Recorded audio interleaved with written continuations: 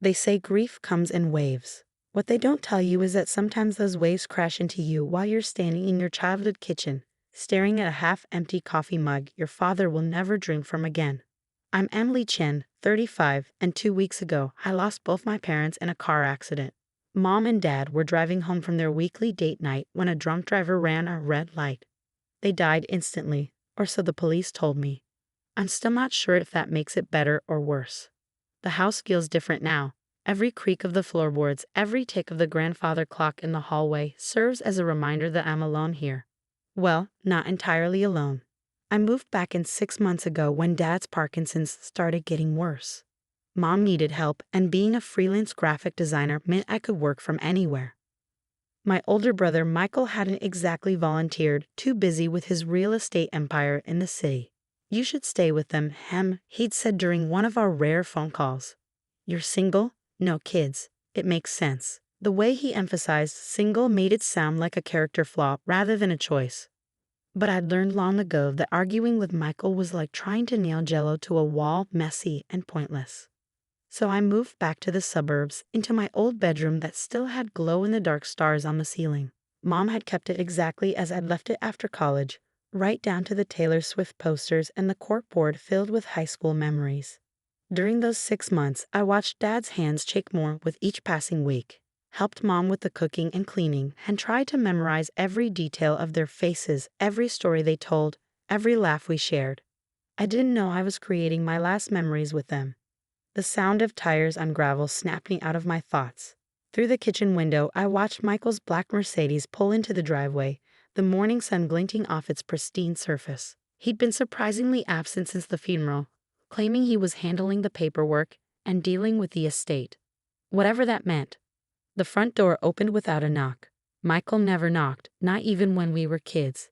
He walked into the kitchen like he owned it, his expensive suit a stark contrast to my worn jeans and Dad's old Northwestern sweatshirt that I couldn't bring myself to wash because it still smelled like him.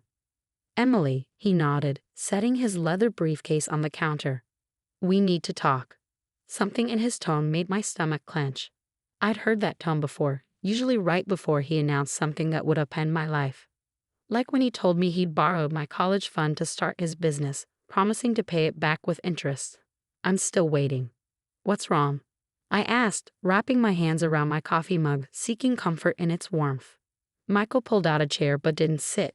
Instead, he leaned forward, his hands gripping the backrest.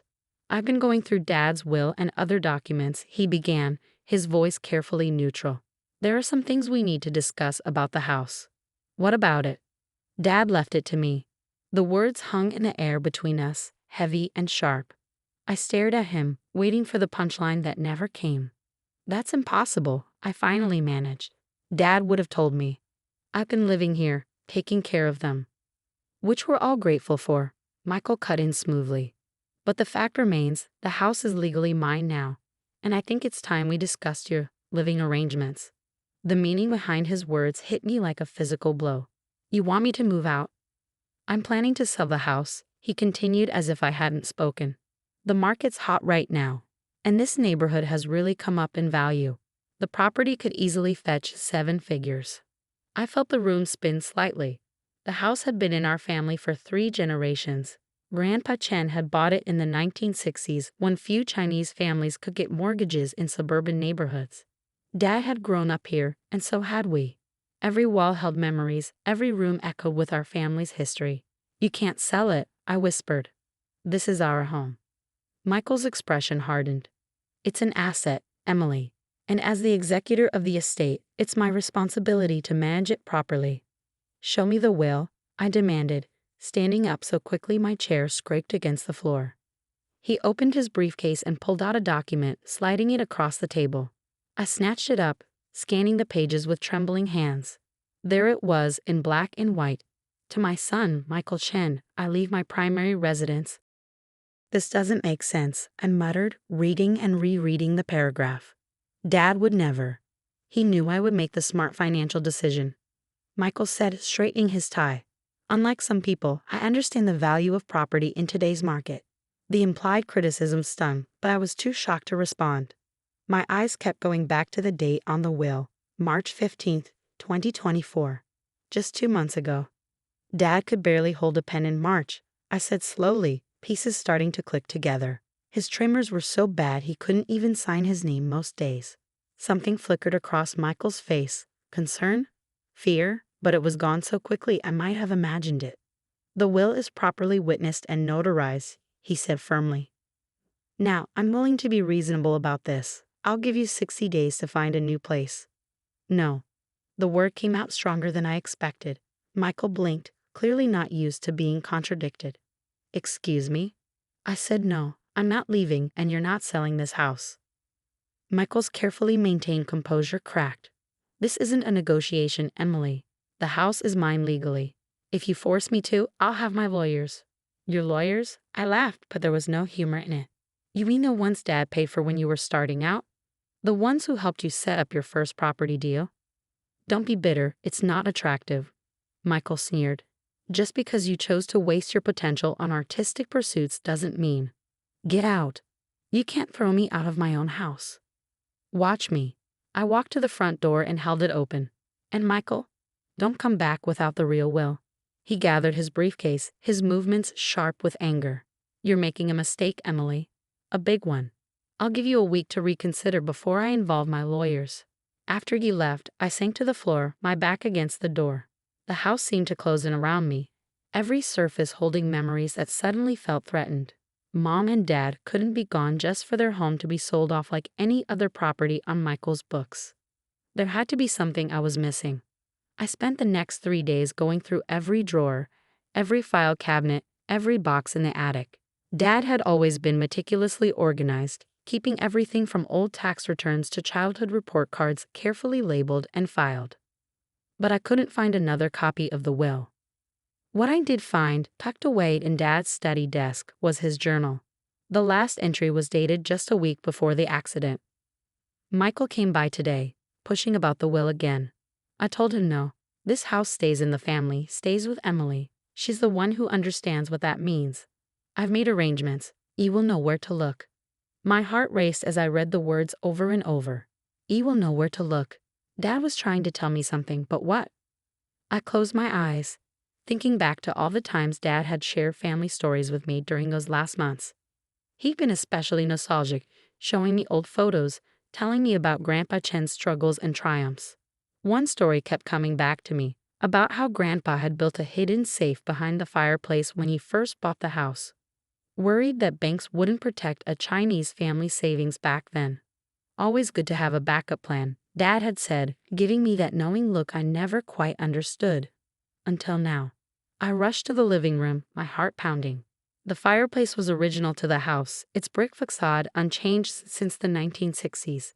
I ran my hands over the rough surface, pressing and prodding until, there. A slight give in one of the bricks, almost imperceptible unless you knew what you were looking for.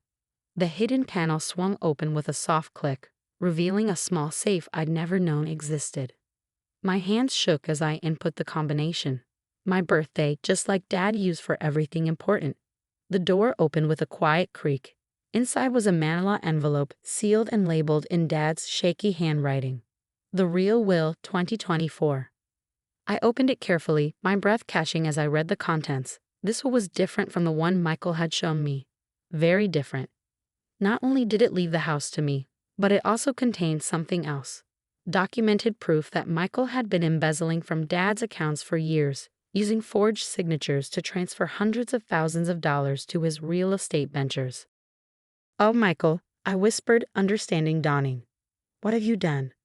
The house phone rang, making me jump. Michael's number flashed on the caller ID. Changed your mind yet? He asked without preamble when I answered. My lawyers are drawing up the eviction papers as we speak. I thought about the documents in my hands, about Dad's last message to me, about everything Michael had taken from our family over the years. Actually, I said, my voice steady. I think we need to have another talk. And this time, Michael, you might want to bring those lawyers of yours. They're going to want to see what I found in Dad's safe. The silence on the other end of the line was deafening. Part 2. The next 48 hours passed in a blur of activity. I scanned every document from the safe, made multiple copies, and stored them in different locations. Years of dealing with Michael had taught me to always have backups. I also called Sarah Martinez, Dad's longtime attorney who had mysteriously retired right around the time the suspicious will appeared. "I've been waiting for your call," she said when I explained what I found. Her voice carried a mix of relief and resignation. "Your father contacted me in February, worried about some irregularities in his accounts. When I started looking into it," she paused. "Let's just say your brother made it very clear what would happen to my law license if I didn't cooperate." "He threatened you?" "Blackmail is such an ugly word," Sarah replied dryly. "But yes, he fabricated evidence suggesting I had mishandled client funds. Said he'd report me to the Bar Association unless I stepped aside and let his new attorneys handle everything." My hands clenched around the phone. "Will you help me now?" "Emily, I've kept detailed records of everything, including recordings of Michael's threats. I may be retired, but I still know how to protect myself and my clients." By the time Michael arrived at the house the next morning, I was ready. He brought 2 attorneys with him, both young men in expensive suits who looked like they'd stepped out of a corporate law firm catalog. I had Sarah Martinez sitting beside me at the dining room table, her silver hair pulled back in a neat bun, her expression pleasantly neutral. Michael faltered slightly when he saw her but recovered quickly. "Sarah," he nodded. "I thought you retired." "Oh, I have," she smiled, the expression not reaching her eyes. "I'm just here as a family friend, supporting Emily, you know." They sat down, Michael's lawyers arranging their papers with practiced efficiency. "We have the eviction notices prepared," one of them began, but I cut him off. "Before we start," I said, sliding a folder across the table, "you might want to look at these." Michael didn't move to take the folder, but one of his lawyers opened it. I watched their faces as they read, the younger one's eyes widening, the older one's lips pressing into a thin line. Michael's complexion turned ashen as they whispered to him. "Where did you get these?" he demanded, his voice hoarse. "Dad's safe. The one Grandpa built. The one you never knew about because you were too busy making money to listen to family stories." I leaned forward. "It's all there, Michael. Every forged signature, every unauthorized transfer, every cent you stole from our father while he was dying." "I didn't steal anything," he snapped. "I was investing in our family's future. Dad didn't understand modern business. Dad understood exactly what you were doing." I cut in. He just couldn't believe his own son would betray him like this. "Want to know what else is in that folder?" "The real will, the one that leaves the house to me and explicitly states that if you contest it, all evidence of your fraud goes straight to the FBI." The silence that followed was absolute. Even the grandfather clock in the hall seemed to hold its breath. "Mr. Chen," the older lawyer said quietly, "I suggest we take a brief recess to discuss." "There's nothing to discuss." Michael stood up so abruptly his chair toppled backward. "This is blackmail." Sarah spoke for the first time, her voice gentle but firm. "No, Michael. This is accountability, something you've managed to avoid for far too long." He turned to his lawyers. "She can't do this. There must be some way to—" "Sit down, Michael." My voice cut through his rising panic. "We're not finished." Surprisingly, he sat. Maybe he saw something in my expression, some echo of Dad's authority that even he couldn't ignore. "Here's what's going to happen." I continued, pulling out another document. "This is a new agreement drawn up by Sarah before her retirement. You're going to sign over any claim to the house. You're going to repay every cent you took from Dad's accounts with interest. And you're going to do it quietly, without involving lawyers or courts. And if I refuse—" I smiled, but there was no warmth in it. "Then every bank you do business with, every investor in your properties, every client you've ever had will receive copies of these documents. How long do you think your real estate empire will last when people learn you built it with stolen money?" Michael's facade cracked. For a moment, I saw the scared little boy he must have been before greed and ambition twisted him into the man sitting across from me. "You destroy me? Your own brother? Like you tried to destroy me, steal my home, erase our family's history." I shook my head. "I'm not destroying you, Michael. I'm giving you a chance to make things right. More than you deserve, really." His lawyers huddled with him in a corner of the room, their whispered conversation intense.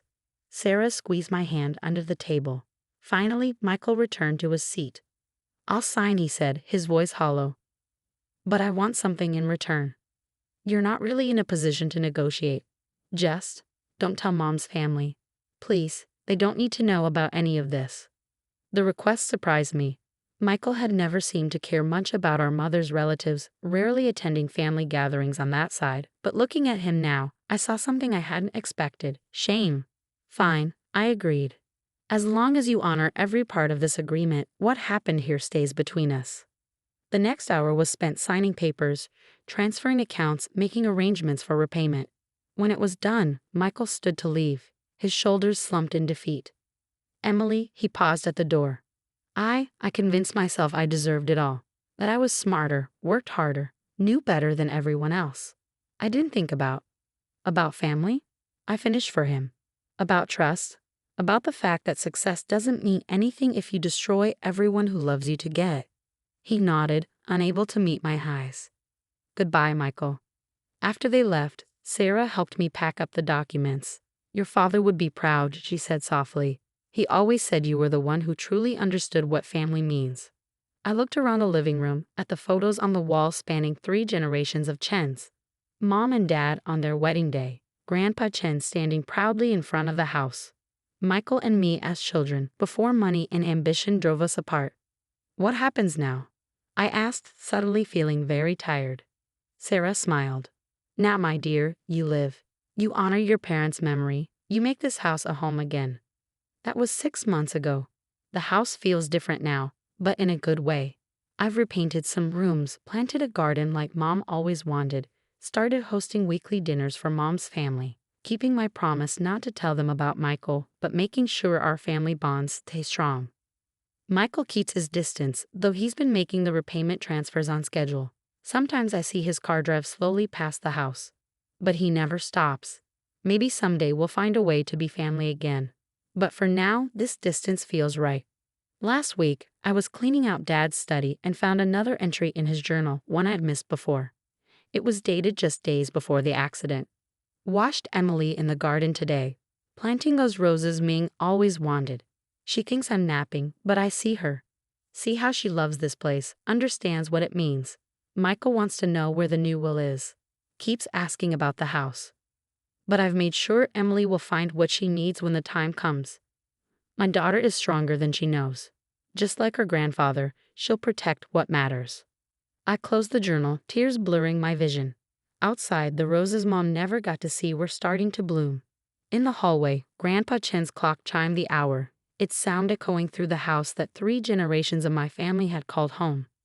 Some people say a house is just wood and brick, just an asset on a balance sheet. But they're wrong. A home is built from memories, from love, from the stories passed down through generations. And sometimes, if we're lucky, it becomes a fortress protecting not just our possessions, but our family's legacy. I'm Emily Chen, and this is my home. Not because a will says so, but because 3 generations of my family lived and loved here. Because my father trusted me to protect it. Because even when the walls echo with loss, they also whisper of hope, of continuity, of belonging. And no amount of money in the world can buy that.